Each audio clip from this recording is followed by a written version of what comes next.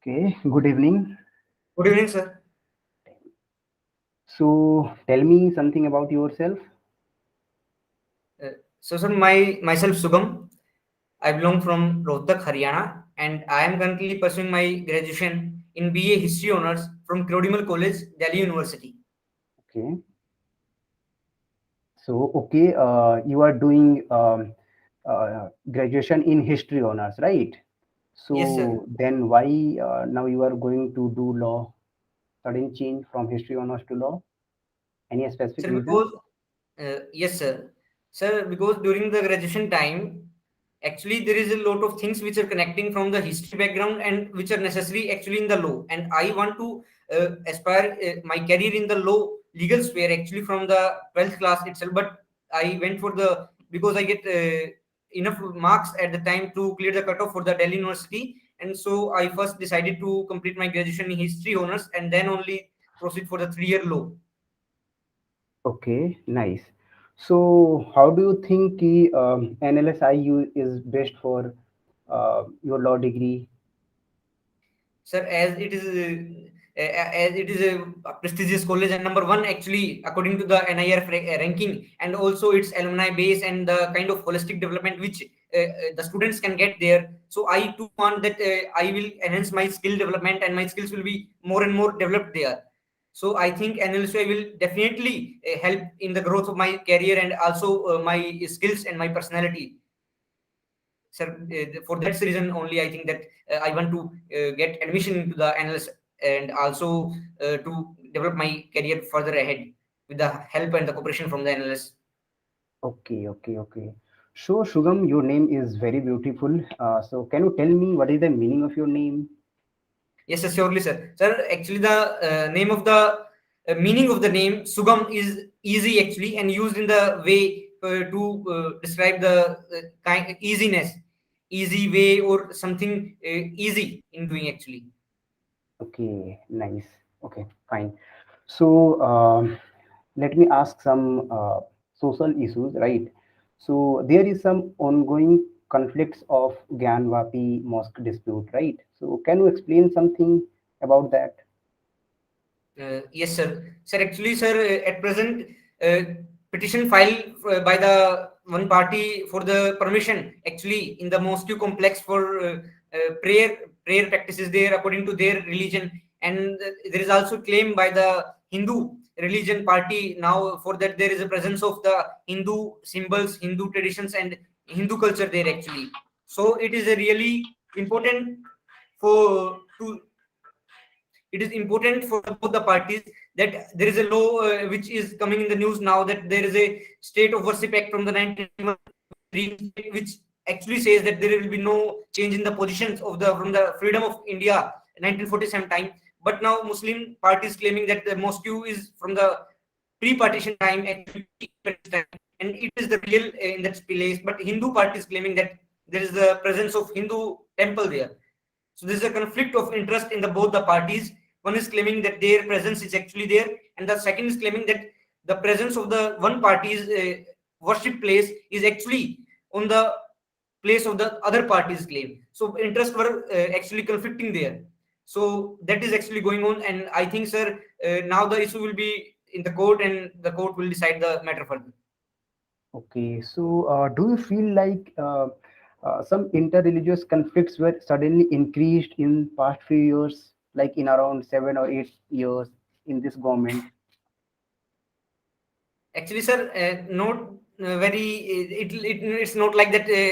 It's only now. Actually, a little bit environment is created. Actually, hype is created. Actually, issues were also there during the after the independence time, pre-independence time. Actually, there is a long list of the interest conflict actually where there is two people, two class, two religion, there will be surely conflict. But sir, actually at that present in the media time actually we are living in the social media time, so there is a fast dissemination of the information, and sometimes it actually becomes a demerit for the IT revolution itself, that dissemination of the misinformation and sometimes the myths and sometimes the wrong information which actually creates some kind of tense situation actually. So we can say that there is increase in the appearance of these actually they also exist during the pre 7 8 year times, during the time of the 1980s 1990s, but it is now appeared more and is more in limelight actually. So media actually, or the social media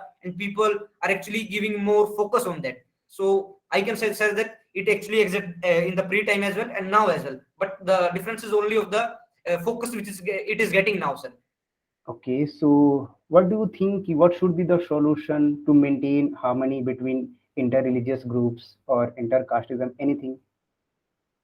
Sir, in my opinion, sir, a solution lies in the actually awareness from the side of the bottom top approach, where the civil society will play the most important role in it, and also the non-profit organizations and other awareness societies actually, and all the educated youth, educated people in India have to contribute their part actually for the awareness campaign, and must be on the facts. Everything must be on the facts.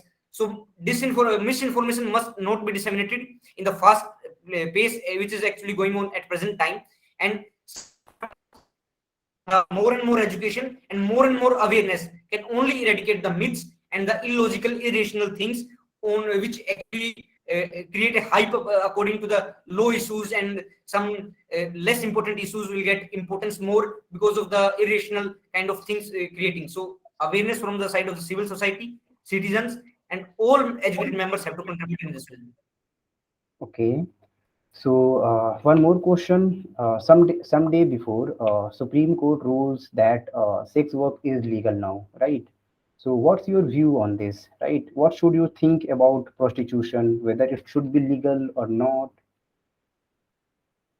Sir, in my opinion, sir, as Supreme Court also observed, sir, to prevent the dignity actually it is prevailing in India. We cannot uh, turn our face from the reality. Actually, it is prevailing in India, and now the question arises to legitimate it or not, sir. Without giving a full-fledged legitimate, there must be some procedure laid down for that, and there must be some they have rights as well. So we can destroy their rights and their other rights, their dignity, or their living standard in the society. So we must ensure the protection of the rights of those people who are doing it as it is a not as of the out of their choice actually. It is because of they have to earn from this way. So recognition to the fact that it is prevalent, it is going on in India, not from now, from the past times as well. So we have to take measures for the protection of the rights of the sex workers actually, and Supreme Court is going in the right direction, sir, according to me, sir. Okay, great. So, last question. What's your view on marital rape? Right? It's very news from past 2 months, 3 months, not part 2, 3 months. It's around from years, right? So, and we also know that there are many laws which are female centric and they are misusing against men, right? So, how do you think this law won't be misused against men? Mm, yes, sir. Sir, in my opinion, sir, the issue is going on for a long time actually, and at recently the Delhi High Court gave a split verdict on it, and one side it is claiming that be recognized as a legitimate claim, and other side we have views that it must be recognized because there were genuine cases of the same as well.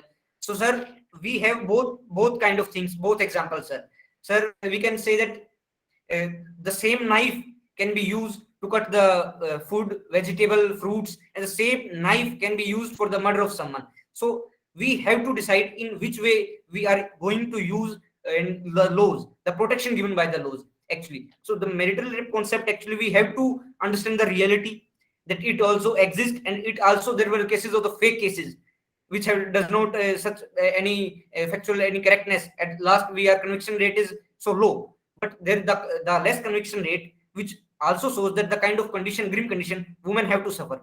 But at the same time the prestige of the husband, the family of the husband is also at the stake.